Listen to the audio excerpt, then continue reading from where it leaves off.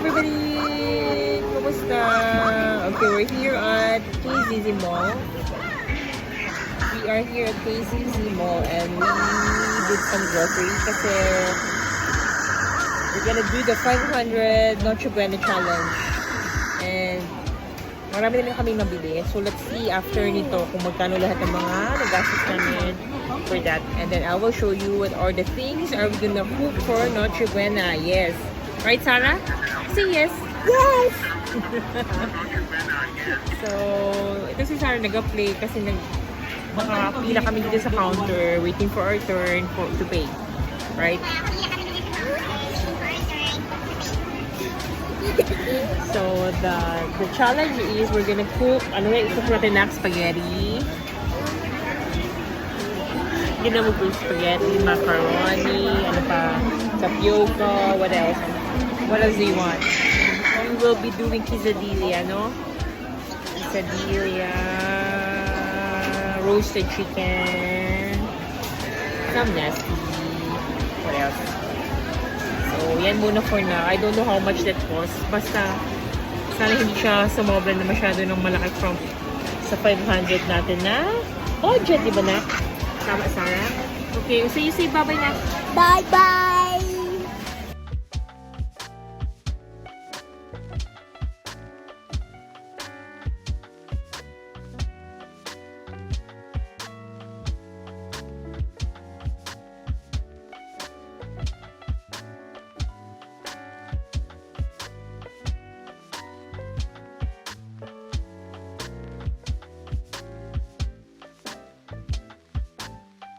Here, see, pick more of the chips. And okay, put it there. Okay, more. There's more in there. Alright, okay na. Put in the big cart. Put in the big cart.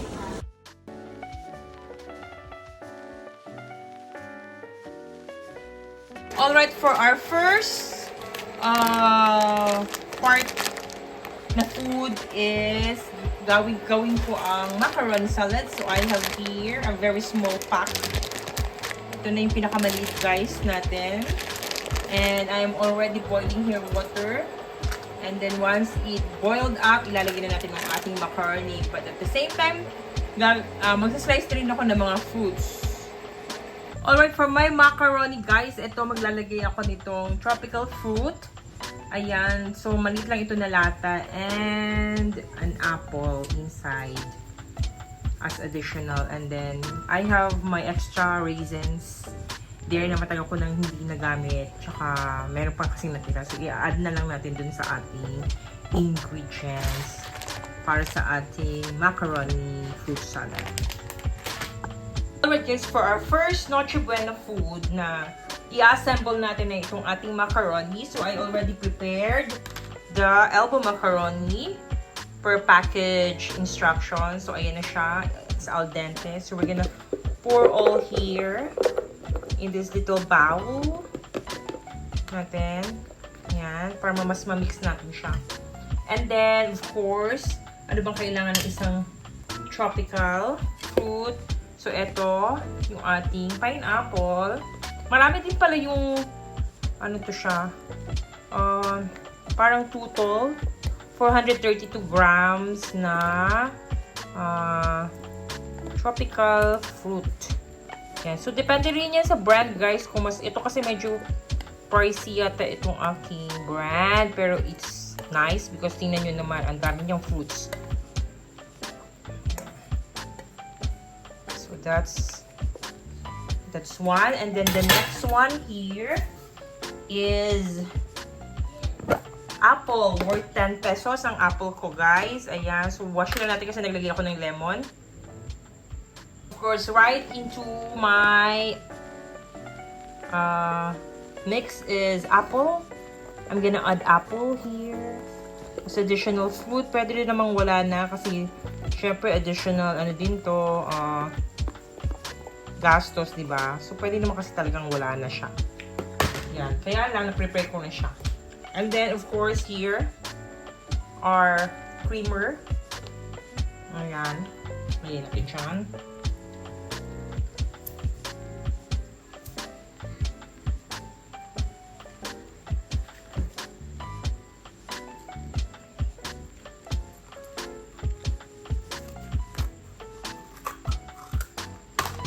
chilled. Chilled na to siya, guys. Pour in na lang natin. Here. Wow, look at that.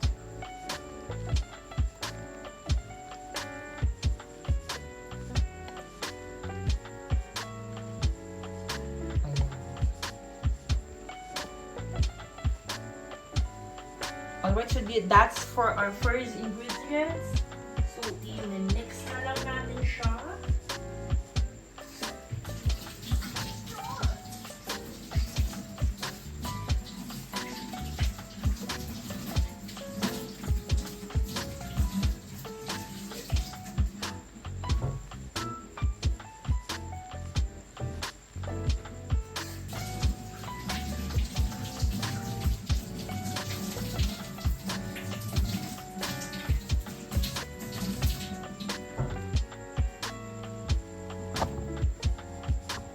Ayan guys, and we're gonna mix this all together.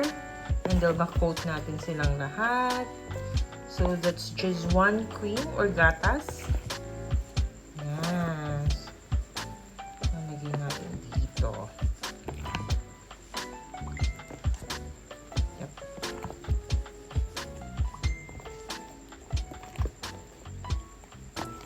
So ayan, nakaset na siya. And then lalagyan na lang natin siya sa ref. This is done already. Guys, for our second Noche Buena challenge is we're going to create a tapioca mango using the following ingredients. So, eto na. Nagawa ko na yung tapioca natin. Lagyan na lang natin dito sa ating lalagyan. Ayan. Kinamay ko na. Malinis yan guys ha. Kasi naghugas naman ako. Ayan. So, that's our first ingredient. And then for the second ingredient is, of course, what's this? It's our mango. Na-dice ko na rin ng maliliit. Yan. So that's just, 1 piece is just 25 pesos. And then this cheese, na-dice ko din siya ng maliliit. And for this mango tapioca, maglalagay tayo ng flavored water. Okay, so that's it. Lalagay natin here sa ating tapioca. Konti lang muna.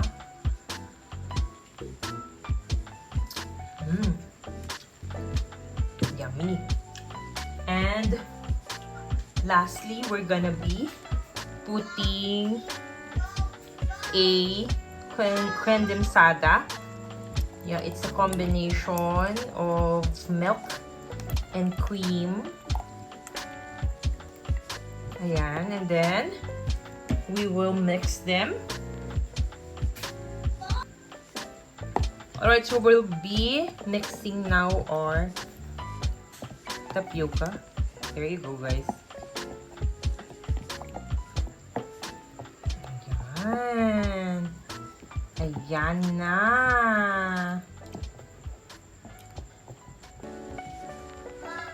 Okay, try natin maglagay sa baso.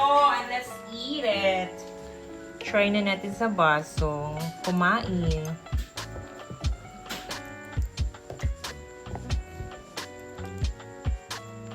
So here it is.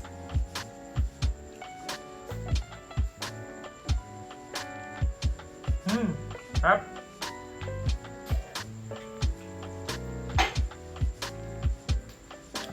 It's nice. It's tangy. It's a little sweetness with a little sourness all over because of the mango. The mango kasi, it's not so ripe kasi yung mango ko. So, medyo taste like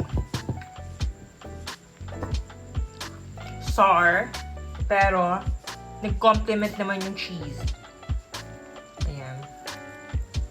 So, let's add more gatas to the mixture.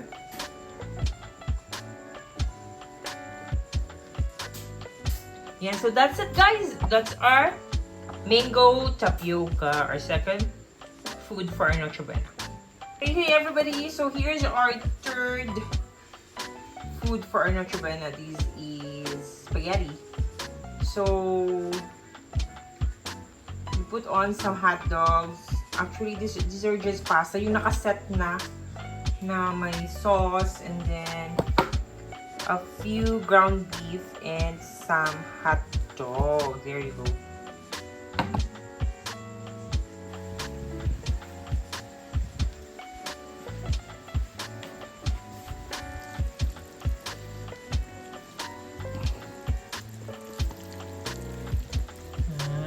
Wow! So this is our spaghetti with a lot of hot dog.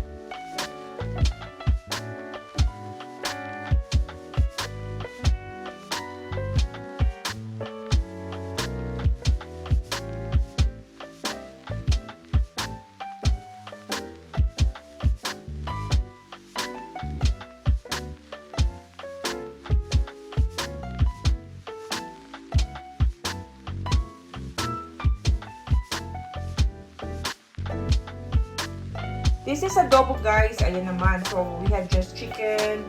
Tapos yung mga, meron kasi kami dito mga old black peas na ginamit na rin namin for this recipe. And then some potato. So, that's just it. So, yun ang ating adobo for our Noche Buena. So, ito yung ating na-prepare for our 500 Noche Buena challenge. So, we have our adobo, we have spaghetti, some tuna, we have our mango tapioca here, and a macaroni. So, yan lang po ang pwede nating ma-prepare for the 500. Yan. So we're going to eat now. Bye, everyone.